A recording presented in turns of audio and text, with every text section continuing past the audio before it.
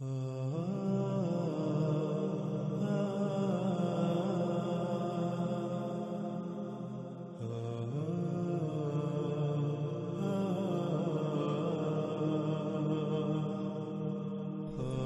رسول اللہ صلی اللہ علیہ وآلہ وسلم نے کہا تھا کہ دجال مکہ اور مدینہ میں داخل نہیں ہو سکے گا۔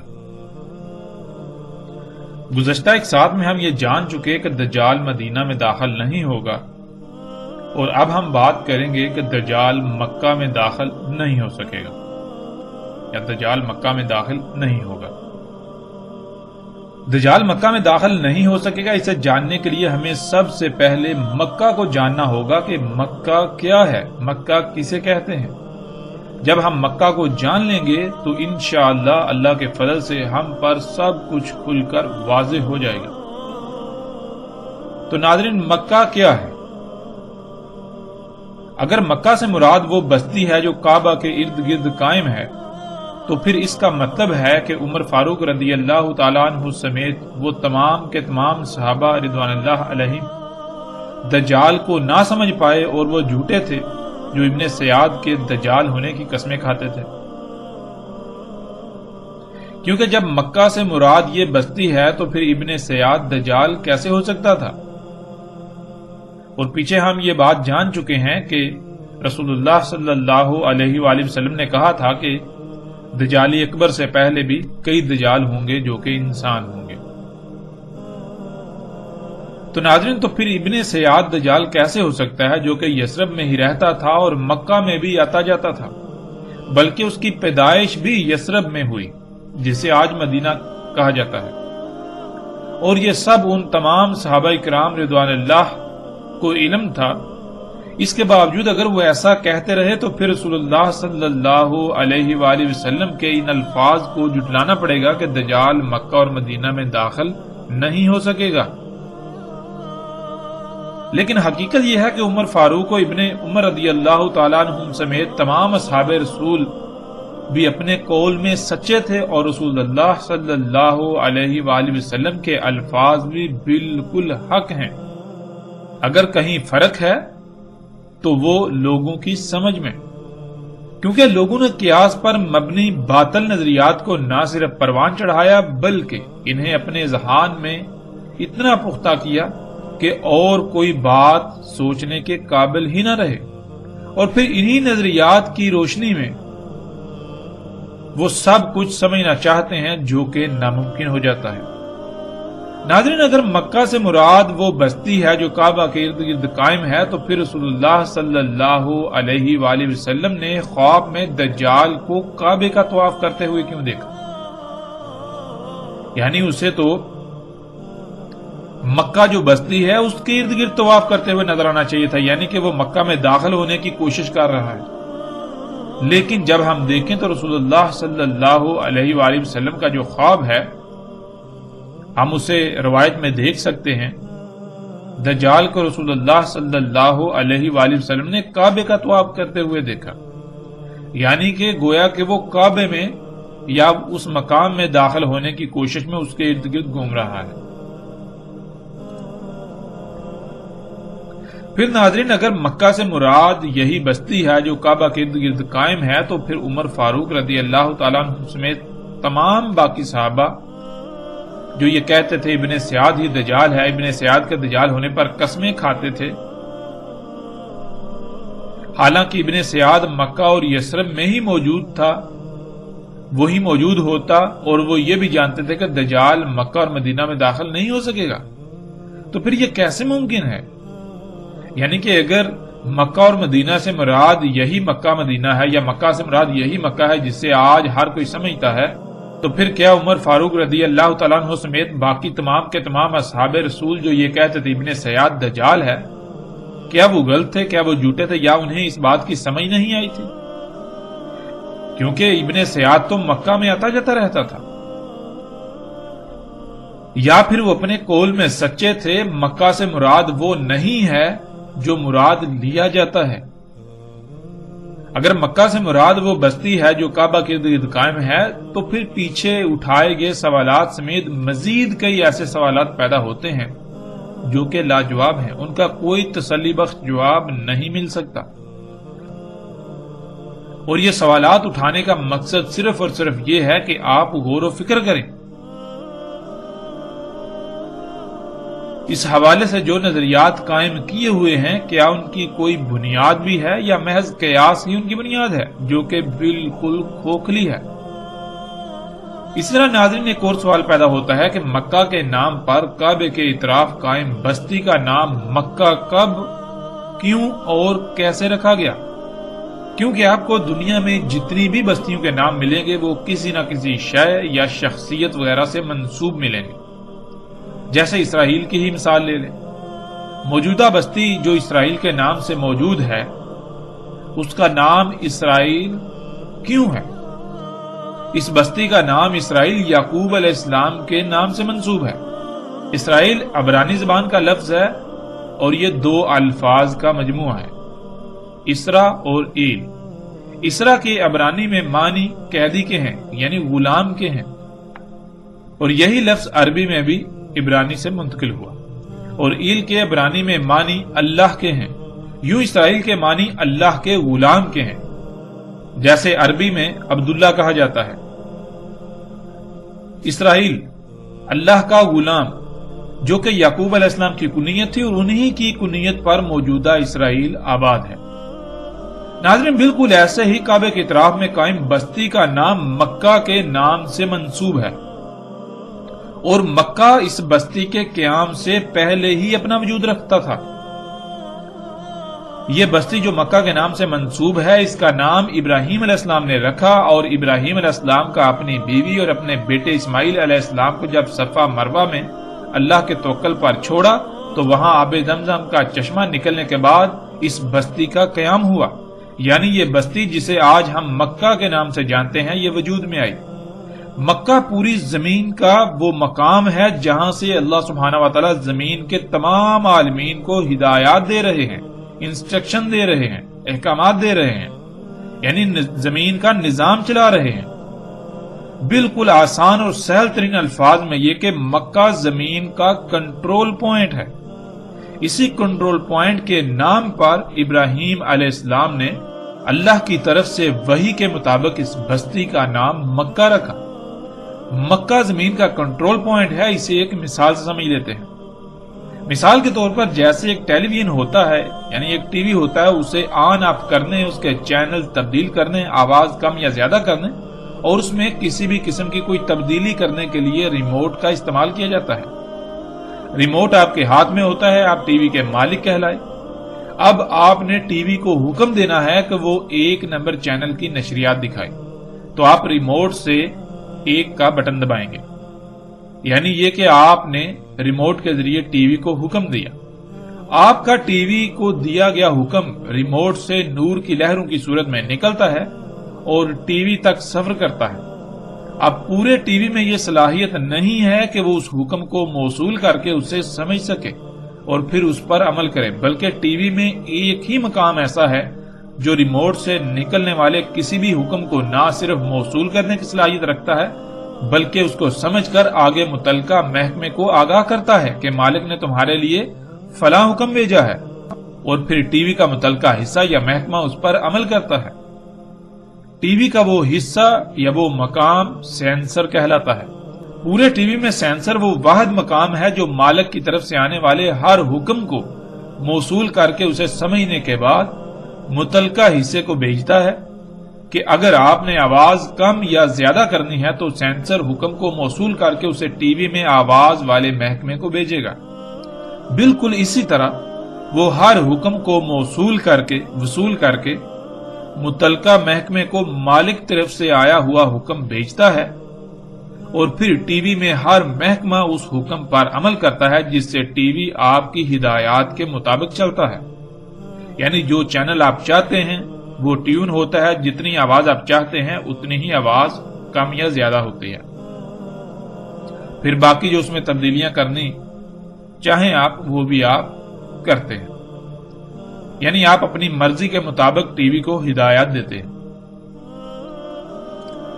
ناظرین بالکل اسی طرح اللہ سبحانہ وتعالی نے زمین میں بھی ایک ایسا مقام رکھا ہے جہاں سے زمین کے تمام عالمین کو ہدایات دی جاتی ہیں، اور نہ صرف زمین میں بلکہ اللہ سبحانہ وتعالی نے اس کائنات کی تمام مخلوقات میں ایسا مقام رکھا ہے، جیسے کہ انسان کے جسم میں وہ مقام دل ہے جس کے ذریعے سے انسان کو اللہ سبحانہ وتعالی ہدایات دیتے ہیں۔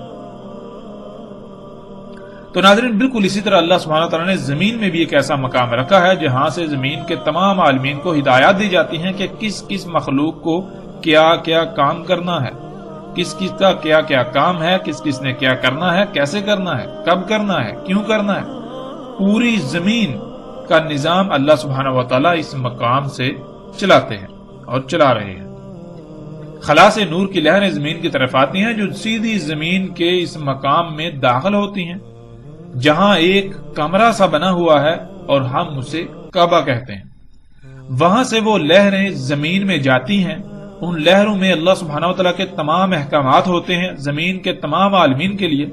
پھر پوری زمین سے لہریں واپس اسی مقام میں آتی ہیں اور وہاں سے خلا کی طرف بلند ہو جاتی ہیں، یعنی وہ زمین کے اس مقام پر اترتی تو اللہ سبحانہ وتعالی کے تمام احکامات کے ساتھ ہیں اور واپس زمین میں تمام کی تمام مخلوقات کی خبریں لے کر جاتی ہیں، ان کی آڈیوز ویڈیو سمیت مکمل معلومات کے ساتھ۔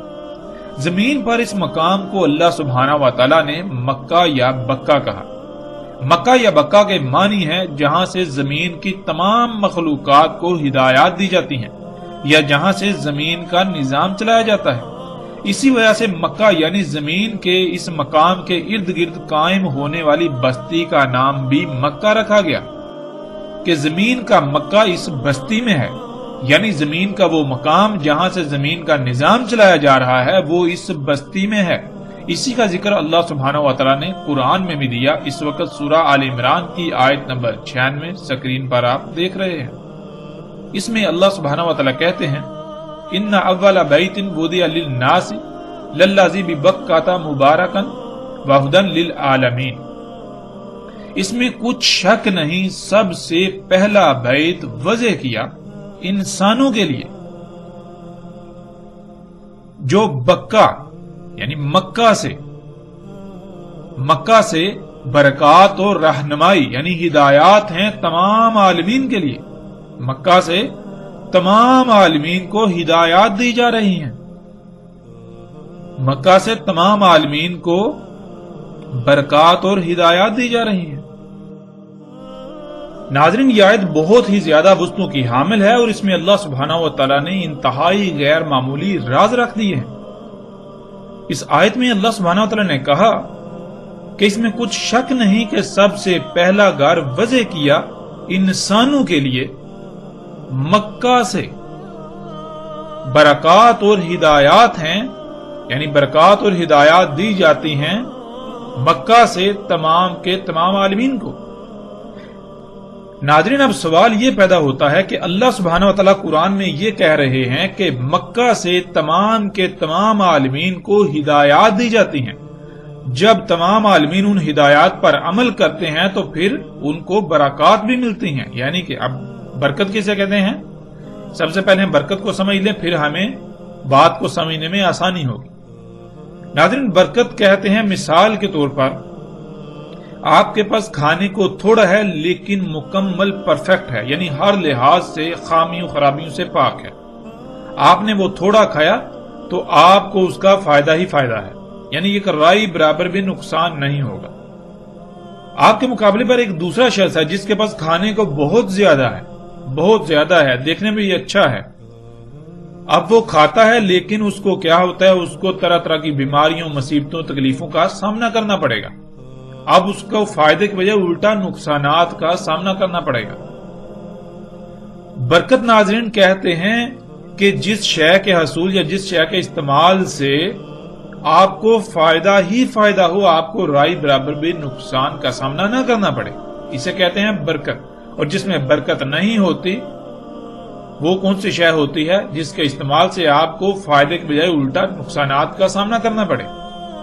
تو اللہ سبحانہ وتعالی قرآن کی آیت میں یہ کہہ رہے ہیں کہ مکہ وہ مقام ہے جہاں سے تمام کے تمام عالمین کو ہدایات دی جا رہی ہیں، یعنی ان کی رہنمائی کی جا رہی ہے کہ تم نے کیا کرنا ہے، کب کرنا ہے، کیسے کرنا ہے، جس کی وجہ سے پھر ان میں برکات ہوتی ہیں، یعنی کہ ان کے استعمال سے کسی بھی قسم کی کوئی خامی، کوئی کجی، کوئی کوتاہی، کوئی نقصان نہیں ہوتا، یا ان کے کام کرنے سے کسی بھی قسم کا کوئی نقصان نہیں ہوتا، انہیں کسی قسم کے کوئی نقصان کا سامنا نہیں کرنا پڑتا۔ اب ناظرین سوال یہ پیدا ہوتا ہے کہ اگر مکہ سے مراد وہ بستی ہے جسے آج ہر کوئی مکہ کہتا ہے، تو پھر ناظرین کیا اس بستی سے تمام عالمین کو اللہ سبحانہ وتعالی ہدایات دے رہے ہیں؟ اس بستی سے اللہ سبحانہ وتعالی تمام عالمین کو برکات دے رہے ہیں؟ یہ بہت بڑا سوال ہے، کیونکہ ناظرین اگر وہ بستی مکہ ہے تو غور کریں، اللہ سبحانہ وتعالی کہتے ہیں کہ اس میں کچھ شک نہیں، سب سے پہلا بیت وضع کیا گیا انسانوں کے لیے، للذی ببکہ تھا۔ کہاں سے وضع کیا گیا؟ ساتھ ہی اللہ سبحانہ وتعالی اس کا جواب دے رہے ہیں کہ بکہ سے وضع کیا، یعنی مثال کے طور پر آپ ایسا کرتے ہیں کہ آپ ایک چھڑی ہے اس کو کسی نشان پر یا کسی جگہ پر گاڑتے ہیں، تو آپ کو جب پوچھا جائے کہ یہ چھڑی آپ نے یہاں کیوں رکھی، تو آپ یہ جواب دیں گے کہ میں نے یہاں چھڑی اس لیے گاڑی کیونکہ میں نے زمین کا یہ جو مقام ہے اسے وضع کیا، یعنی کہ میں دور سے دیکھ سکوں تاکہ مجھے یہ علم ہو کہ یہ وہ مقام ہے۔ ٹھیک ہے، بالکل اسی طرح اللہ سبحانہ وتعالی کہہ رہے ہیں کہ اس میں کچھ شک نہیں کہ سب سے پہلا بیت وضع کیا انسانوں کے لیے، تمام مخلوقات کے لیے نہیں، تمام عالمین کے لیے وضع نہیں کیا، یعنی کہ مکہ پہلے ہی موجود ہے۔ جب انسانوں کو لایا گیا تو انسانوں کے لیے مکہ کو وضع کرنا تھا، مکہ کو واضح کرنا تھا، تو مکہ کو واضح کرنے کے لیے وہاں ایک بیت وضع کیا گیا، ایک گھر یعنی ایک کمرہ بنایا گیا،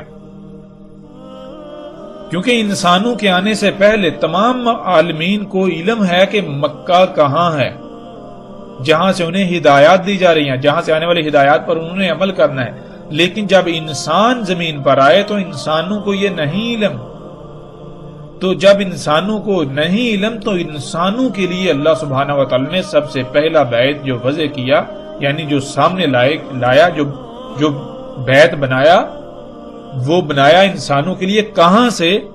وہ بکہ سے، یعنی زمین کا وہ مقام جو مکہ ہے اس کو انسانوں پر واضح کرنے کے لیے وہاں ایک بیت بنایا گیا، ایک گھر، ایک کمرہ بنایا گیا، تاکہ انسانوں کو بھی پتہ چل سکے کہ یہاں سے جو ہدایات آئیں گی ان پر عمل کرنا ہے، یہاں سے جو ہدایات آئیں گی جب ہم ان پر عمل کریں گے تو پھر برکات ہی برکات ہوں گی، ہمیں کسی قسم کا بھی کوئی نقصان کا سامنا نہیں کرنا پڑے گا۔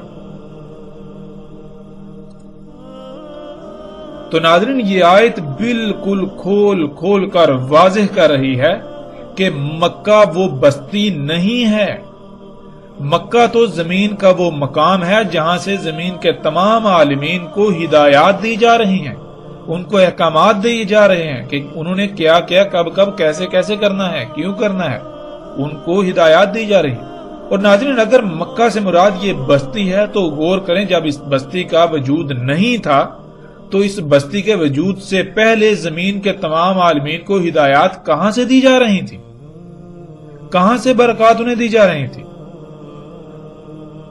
تھوڑا غور تو کریں۔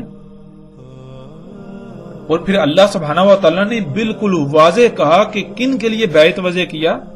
مکہ سے وضع کیا، یعنی کہ زمین کا ایک مقام ہے مکہ، اس کو واضح کرنے کے لیے وہاں ایک گھر بنایا، وہاں ایک کمرہ بنایا، ایک عمارت بنائی، عمارت وضع کی۔ کن کے لیے؟ انسانوں کے لیے، نہ کہ تمام عالمین یا تمام مخلوقات کے لیے، انسانوں کے لیے وہ بیت بنایا گیا تاکہ انسان یہ جان لیں کہ وہ کون سا مقام ہے جہاں سے آنے والی ہدایات کے آگے ہم نے سرنڈر کرنا ہے، ہم نے سلم اختیار کرنا ہے، یعنی اپنے آپ کو مسلم بنانا ہے، اس مقام کے آگے اپنے آپ کو جھکا دینا ہے، سرنڈر کر دینا ہے، وہاں سے جو ہدایات آئیں گی ان کے اوپر عمل کرنا ہے۔ تو ناظرین قرآن کی اس آیت سے یہ بات بالکل واضح ہو گئی کہ مکہ زمین میں وہ مقام ہے جہاں سے زمین کے تمام عالمین کو برکات اور ہدایات دی جا رہی ہیں۔ بیت اللہ نے وضع کیا انسانوں کے لیے، کہاں سے؟ مکہ سے۔ یعنی جیسے ایک جگہ ہو، اس کو واضح کرنا ہو تو اس کو واضح کرنے کے لیے وہاں کوئی نشان یا کوئی شے وضع کی جائے گی کہ دور سے آپ اسے دیکھ سکیں، آپ جان سکیں، آپ پہچان سکیں، آپ کو پتا ہو کہ وہ مقام جو میرا مطلوبہ مقام ہے وہ یہاں ہے، وہ یہ ہے۔ یعنی کہ انسانوں کے علاوہ زمین کے تمام عالمین کو مکہ کا علم ہے، جہاں سے ان کو برکات اور ہدایات دی جاتی ہیں۔ صرف انسان کو علم نہیں تھا، تو جب انسان کو لایا گیا تو انسان پر مکہ کو واضح کرنے کے لیے اس مقام یعنی مکہ پر ایک گھر تعمیر کر دیا گیا، تاکہ انسانوں پر اس کے ذریعے سے مکہ واضح ہو جائے۔ ناظرین، کعبہ کے معنی سمت اور اس مقام کی نشاندہی کے ہیں جس مقام سے اللہ سبحانہ و تعالی زمین کی تمام مخلوقات کو ہدایات دے رہے ہیں۔ اور کعبہ کسے کہا گیا؟ کعبہ اس بیت کو کہا گیا۔ یعنی کعبہ کیا ہے؟ کعبہ یہ ہے، یعنی یہ مقام جو ہے یہ انسانوں کو بتا رہا ہے کہ زمین کا مکہ یہاں ہے۔ زمین کے اس مقام سے اللہ سبحانہ و تعالی زمین کے تمام عالمین کو ہدایات دیتے ہیں کہ کسے کس مقصد کے لیے خلق کیا اور اس نے کیا کرنا ہے۔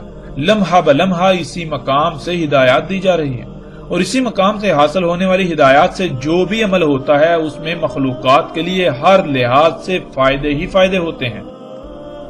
اگر کوئی بھی مخلوق اس مقام کے علاوہ کسی اور مقام سے ہدایات لے گی یا کسی اور مقام سے ملنے والی ہدایات پر عمل کرے گی تو پھر برکات نہیں ہوں گی، یعنی پھر نہ صرف اس کا اپنا نقصان ہوگا بلکہ باقی تمام مخلوقات کا بھی نقصان ہوگا۔ زمین کے اس مقام کو اللہ سبحانہ تعالیٰ نے قرآن میں مکہ یا بکہ کہا ہے۔ اسی وجہ سے اس مقام کے ارد گرد آباد ہونے والی بستی کا نام مکہ رکھا گیا۔ اگر ہم یہ کہیں یا ایسا نظریہ رکھیں کہ صرف وہ بستی ہی مکہ ہے تو پھر نہ صرف اللہ کے کلام کا کفر ہوگا بلکہ نہ ختم ہونے والے سوالات کا دروازہ کھل جائے گا۔ مثلا اللہ سبحانہ و تعالیٰ کہہ رہے ہیں کہ مکہ سے تمام عالمین کو برکات اور ہدایات دی جاتی ہیں۔ اگر مکہ سے مراد کعبے کے گرد قائم بستی کو لے لیا جائے تو پھر اس بستی کے قیام سے پہلے تمام عالمین کو برکات اور ہدایات کہاں سے دی جا رہی تھی؟ کیونکہ یہ بستی تو ابراہیم علیہ السلام کے بیٹے اسماعیل علیہ السلام کے ذریعے وجود میں آئی، اور جب اس کا وجود نہیں تھا تب کیا اللہ سبحانہ و تعالیٰ کی برکات اور ہدایات کا سلسلہ تھما ہوا تھا؟ اور اس سے بڑھ کر بات یہ کہ تب انسانوں کو کہاں سے ہدایات دی جا رہی تھی؟ تب انسانوں کے لیے مکہ کہاں تھا، کیا تھا؟ ظاہر ہے تب بھی تو مکہ تھا نا، لیکن تب مکہ کہاں تھا، کیا تھا؟ پھر ناظرین اگر مزید غور کیا جائے تو اس بستی کا وجود تو انسان کے وجود سے مشروط ہے۔ جب انسان ہی زمین پر نہیں تھے تو اس بستی کا تو کوئی تصور ہی نہیں تھا۔ تب اللہ سبحانہ تعالیٰ کہاں سے برکات اور ہدایات دے رہے تھے زمین کے تمام عالمین کو؟ اور پھر جب انسانوں کا وجود مٹ جائے گا، یعنی ابھی کچھ عرصے بعد جب ساتھ آئے گی، تمام کے تمام انسان مارے جائیں گے، یہ بستی بھی ختم ہو جائے گی، جو بیت وضع کیا گیا، جو کعبہ ہے وہ بھی گر جائے گا، تو پھر اللہ سبحانہ و تعالیٰ کہاں سے ہدایات دیں گے، کہاں سے برکات دیں گے تمام عالمین کو؟ کیا پھر زمین کا سارا نظام درہم برہم یعنی نظام رک جائے گا؟ کیا ہوگا؟ یعنی غور تو کریں ناظرین۔ یہ تو چند ایک سوالات ہیں جو غلط نظریات قائم کرنے کی وجہ سے پیدا ہوتے ہیں۔ اگر ہم مزید بات کریں تو ہزاروں سوالات پیدا ہوتے ہیں جن کا کوئی بھی جواب نہیں ہے۔ مکہ اللہ سبحانہ و تعالیٰ کے کلام قرآن کے مطابق جب زمین کی ابتدا کی گئی تب سے وجود میں لایا گیا۔ مکہ زمین کا وہ مقام ہے جہاں سے زمین کا نظام چلایا جا رہا ہے، جہاں سے بادلوں، ہواؤں، سمندروں، چرند پرند، جانوروں، پھلوں پھولوں، درختوں، فصلوں سمیت زمین کی تمام کے تمام مخلوقات کو ہدایات دی جا رہی ہیں، انہیں احکامات دیے جا رہے ہیں۔ مکہ کو انسانوں پر واضح کرنے کے لیے اللہ سبحانہ تعالیٰ نے وہاں ایک گھر تعمیر کرنے کا حکم دیا تاکہ انسانوں پر مکہ واضح ہو جائے۔ ناظرین یہ ہے وہ مکہ جس میں دجال داخل نہیں ہو سکتا۔ نہ کہ وہ بستی جسے آج مکہ کہا جاتا ہے۔ اگر وہ بستی مدینہ ہوگی تو اس میں دجال داخل نہیں ہو سکتا۔ اگر وہ بستی مدینہ نہیں بلکہ قریہ ہے تو وہاں ظاہر ہے پھر دجال ہی دندنائے گا۔ دجال مکہ میں داخل نہیں ہو سکتا، یعنی یہ کہ وہ زمین کے اس کنٹرول پوائنٹ پر اختیار حاصل نہیں کر سکتا۔ اگر وہ زمین کے اس کنٹرول پوائنٹ پر اختیار حاصل کر لے تو پھر نعوذ باللہ اللہ سبحانہ و تعالیٰ زمین کے معاملات میں بے اختیار ہو جائیں۔ ایسا ہرگز نہیں ہو سکتا۔ اور دوسری بات یہ کہ اگر وہ زمین کے اس کنٹرول پوائنٹ پر اختیار حاصل کر لے تو پھر وہ براہ راست زمین کے تمام عالمین کو اپنا غلام بنا لے۔ اس کے لیے اسے کچھ بھی کرنے کی ضرورت نہیں ہوگی۔ زمین پر وہ جو جی چاہے کرے گا، لیکن ایسا نہیں ہوگا۔ وہ مکہ میں داخل نہیں ہو سکتا، یعنی وہ زمین کا کنٹرول حاصل نہیں کر سکتا۔ اسے زمین میں رب ہونے کے لیے الگ الگ سے کوئی کنٹرول بنانا پڑے گا،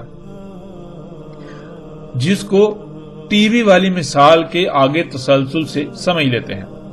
مثال کے طور پر آپ سے آپ کے ٹی وی کا ریموٹ حاصل کر لیا جائے تو آپ کا ٹی وی پر کنٹرول ختم ہو جائے گا، اور وہ جس کے پاس وہ ریموٹ چلا جائے گا ٹی وی پر مکمل کنٹرول حاصل کر لے گا۔ پھر وہ ٹی وی کو ہر حکم اسی طرح دے سکے گا جیسے آپ دے رہے تھے۔ اسے اس کے لیے کسی مشقت کا سامنا نہیں کرنا پڑے گا۔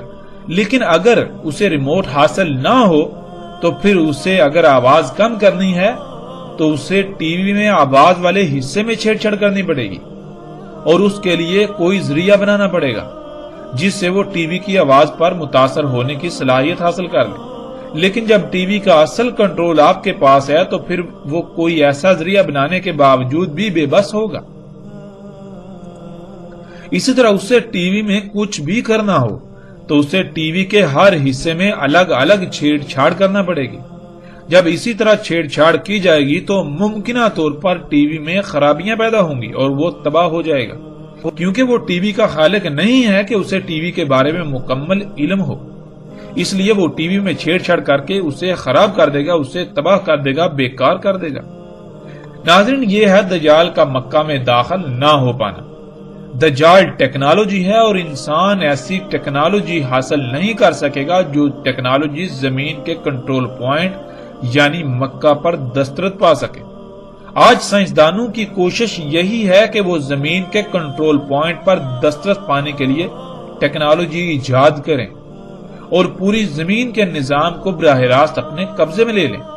آج دنیا کے شیاطین جو کہ سائنسدانوں کے نام سے جانے جاتے ہیں، وہ زمین کے اس کنٹرول پوائنٹ کا علم حاصل کر چکے ہیں، یعنی انہیں اس بات کا علم ہے کہ زمین میں ایک مقام ایسا ہے جہاں سے زمین کی تمام مخلوقات کو ہدایات دی جا رہی ہیں، انسٹرکشن دی جا رہی ہیں، وہاں سے نظام چلا جا رہا ہے۔ اگر ہم کسی طریقے سے زمین کے اس مقام کو کھود کر اس مقام کا جائزہ لیں تو ہم یہ صلاحیت حاصل کر سکتے ہیں کہ زمین کا کنٹرول براہ راست ہم اپنے ہاتھ میں لے لیں، جس سے زمین کی تمام مخلوقات براہ راست ان کی غلامی میں آ جائیں، سب کی زندگی اور موت کا اختیار انہیں حاصل ہو جائے۔ لیکن ایسا کبھی نہیں ہوگا، یہ ان شیاطین کی خواہش ہی رہے گی۔ لیکن یہ بھی ممکن نہیں کہ یہ شیاطین مکہ یعنی زمین کے کنٹرول پوائنٹ والے مقام پر اختیار حاصل کرنے کی کوشش نہ کریں اور نہ کر رہے ہو۔ مصدقہ ترین بات یہ ہے کہ مسجد الحرام کی توسیع کا جو پروجیکٹ تھا یا جو پروجیکٹ ہے، اس کے نام پر پوری منصوبہ بندی کی گئی تھی کہ کسی نہ کسی طریقے سے اگر اس عمارت کو یعنی جو کعبہ ہے اس کو اگر گرا دیا جائے، کسی یعنی کہ ظاہری طور پر اسے ایک حادثے کی صورت دی جائے، تو دوبارہ تعمیر کے نام پر اس مقام کا ہم جائزہ لے سکتے ہیں۔ لیکن فی الحال یا اب تک وہ اپنے اس مقصد میں کامیاب نہیں ہو سکے۔ ناظرین، بخاری و مسلم میں روایت موجود ہے جس میں رسول اللہ صلی اللہ علیہ وآلہ وسلم نے خواب میں دجال کو کعبے کا طواف کرتے دیکھا۔ دجال کا کعبے کا طواف، آج دجال عمارتوں کی شکل میں کعبے کا طواف کر رہا ہے، اور مسجد الحرام کے اندر کعبے کے گرد جو بمنزہ طواف کے لیے پلیٹ فارم بنایا ہوا ہے وہ بھی بالکل دجال طواف کر رہا ہے۔ اور جو لوگ ٹیکنالوجی یعنی موبائل کمپیوٹر کے ساتھ طواف کرتے ہیں ان کے ساتھ بھی دجال طواف کر رہا ہے۔ اس طرح ناظرین اگر آپ دیکھیں تو کعبے کے گرد یہ کرینیں، یہ مشینیں اس طرح کھڑی ہیں، سکرین پر آپ دیکھ سکتے ہیں کہ دجال گویا کے طواف کر رہا ہے، یعنی کہ کعبے کے گرد گرد ہر طرف گول دائرے میں ایسے موجود ہے جیسے کہ کوئی طواف کر رہا ہو۔ اور آج دجال کو آپ کعبے کا طواف کرتے ہوئے، یعنی کعبے کے ہر طرف گول دائرے میں موجود دیکھ سکتے ہیں۔ ناظرین، مکہ کیا ہے یہ بات ہم پر کھل کر واضح ہو چکی۔ اس کے علاوہ کئی روایات میں ہمیں یہ بات ملے گی کہ رسول اللہ صلی اللہ علیہ وآلہ وسلم نے اس بستی کو، جس کو آج مکہ کہا جاتا ہے، اسے کریا کہا، یعنی جب یہاں دین قائم نہیں تھا، یعنی جب یہ فطرت پر نہیں تھا، اللہ کی مخلوقات میں چھیڑ چھاڑ کی جا رہی تھی، تبدیلیاں کی جا رہی تھی، تو یہ بستی جسے آج مکہ کہا جاتا ہے، اسے رسول اللہ صلی اللہ علیہ وآلہ وسلم نے کریا کہا، جو کہ مدینہ کی ضد ہے، جسے ہم گزشتہ ایک ساتھ میں جان چکے ہیں۔ تو ناظرین، آج بھی یہ بات بالکل واضح ہونی چاہیے کہ اگر یہ بستی فطرت پر ہے تو یہ مدینہ کہلائے گی۔ اس بستی کا مکہ کے ساتھ کوئی تعلق نہیں ہے سوائے اس کے کہ یہ بستی وہاں موجود ہے جہاں مکہ موجود ہے۔ اس بستی کا نام مکہ اس لیے رکھا گیا تاکہ پوری دنیا کے انسانوں کے اوپر یہ واضح ہو جائے کہ مکہ ہے کہاں، یعنی زمین کا وہ مقام کہاں ہے جس مقام کے آگے انہوں نے سرنڈر کرنا ہے، جس مقام سے آنے والی ہدایات پر انہوں نے عمل کرنا ہے۔ اگر یہ بستی فطرت پر ہوگی تو یہ مدینہ کہلائے گی، اگر یہ بستی فطرت پر نہیں تو یہ مدینہ نہیں کہلائے گی بلکہ یہ کریا کہلائے گی۔ یہاں دجال دندناتا پھرے گا اور دندناتا پھر رہا ہے۔ آپ غور کریں، آپ کے اوپر حقیقت بالکل واضح ہو جائے گی۔ تو ناظرین، یہ بات جان لیں کہ مکہ اس بستی کا نام نہیں ہے بلکہ مکہ کچھ اور ہے۔ مکہ کچھ اور ہے جس سے اس بستی کو منسوب کیا گیا۔ جیسے آپ اگر اپنے کسی بچے کا نام کسی سے منسوب کرتے ہیں، یعنی کسی سے متاثر ہو کر رکھتے ہیں یا کسی وجہ سے اپنے بچے کا نام رکھیں گے، بالکل اسی طرح اس بستی کا نام مکہ سے منسوب کیا گیا، نہ کہ یہ بستی مکہ ہے۔ مکہ کا اپنا ایک الگ وجود اس بستی سے پہلے تھا۔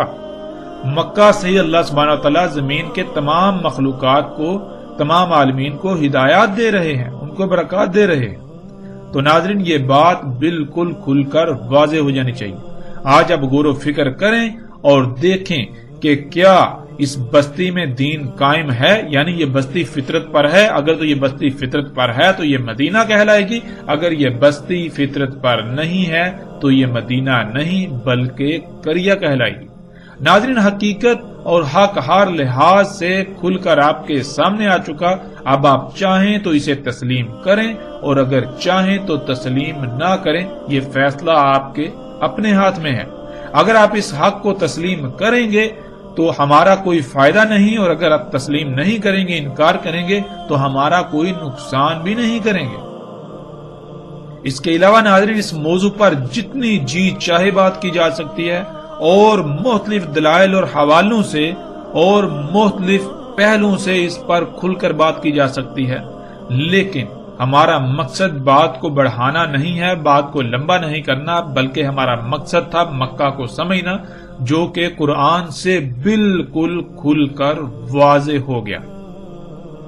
اب اس میں کوئی دو رائے نہیں، کوئی شک نہیں، کوئی شبہ نہیں کہ مکہ کیا ہے۔